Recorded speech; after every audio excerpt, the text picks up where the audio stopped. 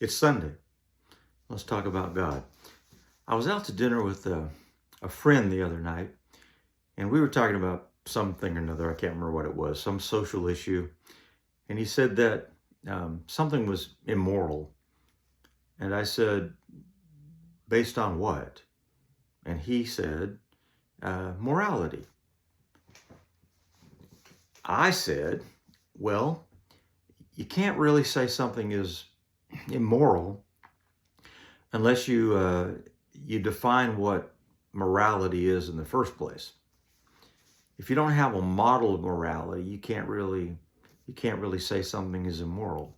And he said, "Well, I believe in the golden rule, and I'm sure everybody believes in that." Yeah, not necessarily.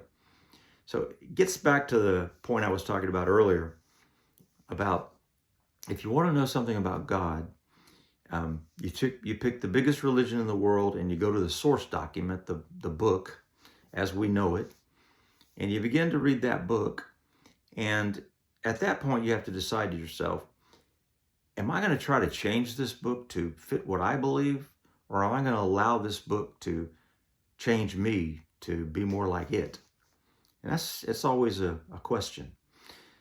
There's an old saying that either man is made in God's image or God is made in man's image. So one thing I think is important to establish in the beginning is that Christianity is only for Christians. It's not for non-Christians. And so we live in a secular society. Some people say it's a Christian nation or was founded as a Christian nation. And I don't see that myself. I was reading about Thomas Jefferson. I read his biography not that long ago, and he definitely was not a Christian. A theist, yeah, he believed maybe, it seems like he believed something about a divine being, but I wouldn't say he was a Christian. So Christianity is only for Christians.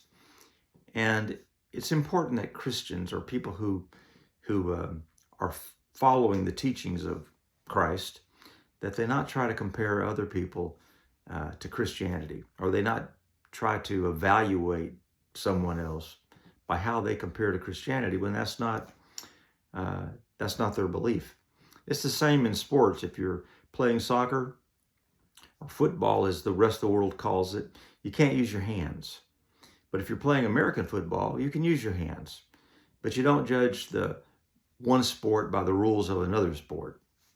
And as we talked about before, the Old Testament was for the Jews at their time. It's the old law, the old will, and the New Testament is for the Christians. So I was listening to Genesis in Spanish the other morning because I need to improve my Spanish, and it's not really that good. But I came across some interesting things. At least I thought I heard some interesting things as I'm listening to Genesis. And again, the Old Testament is the old contract, but as I said earlier, the old contract still has lots of good lessons. Although they happen in the Old Testament for Christians, they're more like metaphors of Christianity. But you still learn a lot. It's like the Old Testament is Christ hidden, and the New Testament is Christ revealed. I heard someone say that. So I'm listening to Genesis, and there's a few things that I thought were interesting that I'll just say right here. One is that it took God a while to get around to creating man. So he created all these other things first. Then he created man, like the sixth day. I also thought it was interesting that he created light. He said, "Let there be light." But he didn't create the sun and the moon until later. I also thought it was interesting that it says he divided the water, that there was water above the atmosphere or above the Earth's atmosphere and water below the Earth's atmosphere. I thought that was kind of interesting. And that the water below the Earth's atmosphere, he divided it up into oceans and land. I thought it was interesting that when God put man in the garden, man and woman, actually put man there first, and later he came up with woman, gave man the woman, that they didn't eat animals. They just ate fruit, and they were gardeners, is what they were. And it's interesting that he says, you can eat anything here you want. There's a gazillion times, he didn't say that, but there's a gazillion types of plants and trees. Eat whatever you want to eat. Just stay away from one of them. He actually didn't even say stay away. He said, just don't eat of the one tree, which was the tree of life. And of course, I don't know how much time went by, but eventually,